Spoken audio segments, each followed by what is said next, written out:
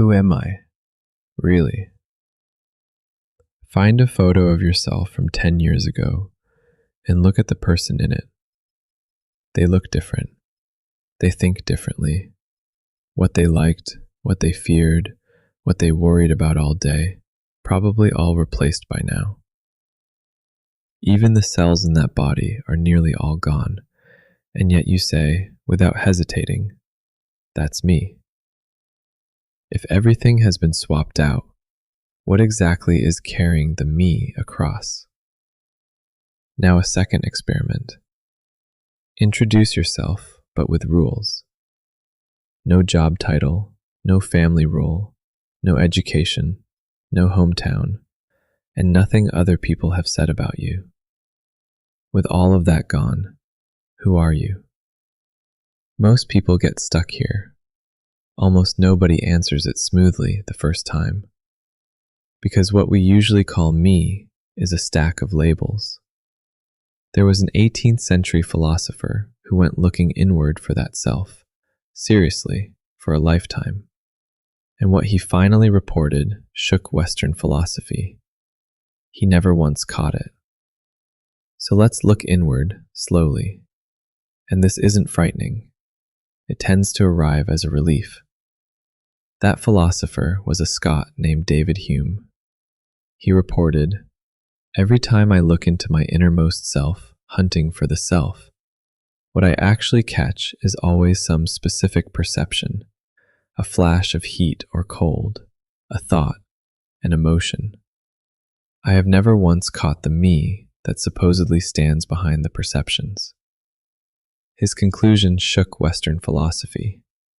The self may be nothing but a bundle of flowing perceptions, a river made of sensations and thoughts, with no fixed stone lying at the bottom. More than 2,000 years earlier, on the other side of the planet, the Buddha had arrived at nearly the same conclusion by a different route. He called it non-self, probably the two most misunderstood words in all of Buddhism. Non-self does not mean you don't exist. Obviously you exist. You're watching this video. It means there is no fixed, unchanging, freestanding you. Your body changes. Your cells keep being replaced. Over the years, the material that makes you up has been swapped wholesale. Your beliefs change. Things you were certain of 10 years ago make you laugh now.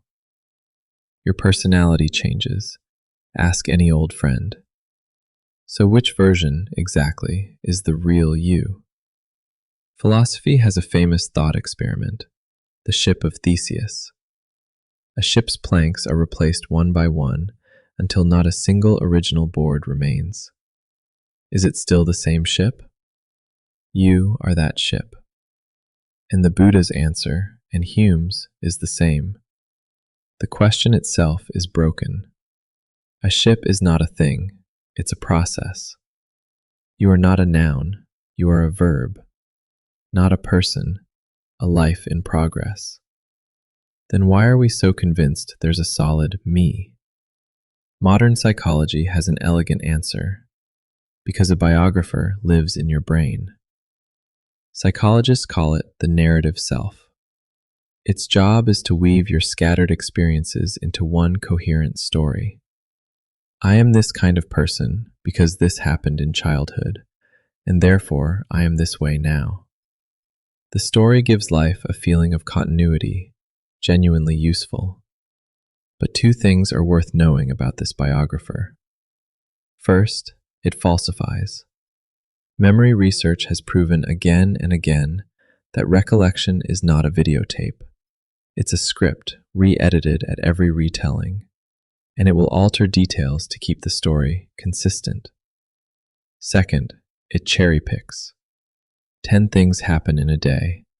It records the 2 that fit the existing storyline. If your storyline says, "I'm a failure," it collects failure evidence and edits out the wins. You think you're reviewing your life. You're actually reading a heavily biased autobiography. This can feel unsettling. If the self is fluid and the story is edited, what's left of me? But flip it over. because this is some of the best news you will ever receive. If the self were fixed, then every verdict would stand for life. I'm hopelessly introverted. I just have a bad temper. I'm simply bad with money. Permanent sentences, no appeal. But if the self is fluid, none of those sentences survive philosophically. You say, that's just who I am. Which you, exactly? The you of 5 years ago shares almost no material with the current one. The only honest statement available is, that's the plot so far. And the plot is still being written. This is what Buddhism means when it calls non-self a door to freedom. Grip a fixed self-image tightly, and you must defend it for life, fearing every evaluation, every comparison, every rejection. That grip is the suffering. Loosen it, and you discover you never needed to live up to the character sheet. You only need to respond well to this present moment. An actor doesn't cling to last scene's lines. One common misunderstanding. Does non-self mean nothing should be taken seriously? Phone it in at work. Coast through relationships, since there's no me anyway? Exactly the opposite. Think of life as a theater, and you hold several roles: employee, parent, child, friend.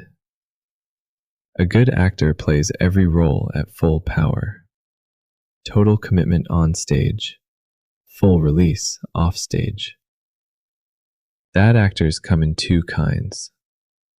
One refuses to go on stage at all, using "it's all fake" as an excuse to sit out their own life. The other, far more common, goes too deep and won't take the costume off after the curtain.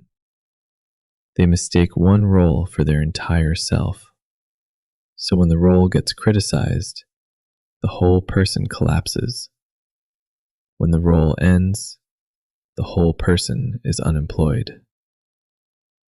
Non-self teaches the third way.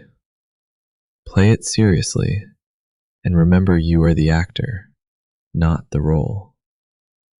A role can fail without destroying the actor, because the actor always has another show.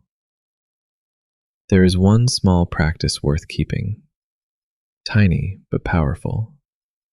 Change one sentence pattern. When you catch yourself saying, "I am an anxious person," swap it for, "I feel anxious right now." "I'm bad at socializing" becomes, "I get nervous in settings like this." Feel the difference? The first pattern is an identity, a tattoo you'd carry forever. The second is weather, a state passing through, which arrives and leaves.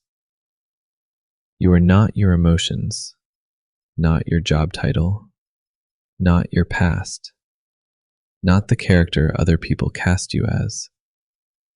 You are the one who can watch all of it come and go, the observer. And the observer is always freer than anything it observes. If today's episode landed, try the opening experiment in the comments.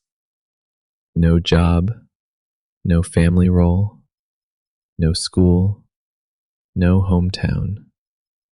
Introduce yourself in one sentence. We genuinely can't wait to read these. Subscribe. Every day, a little closer to understanding life.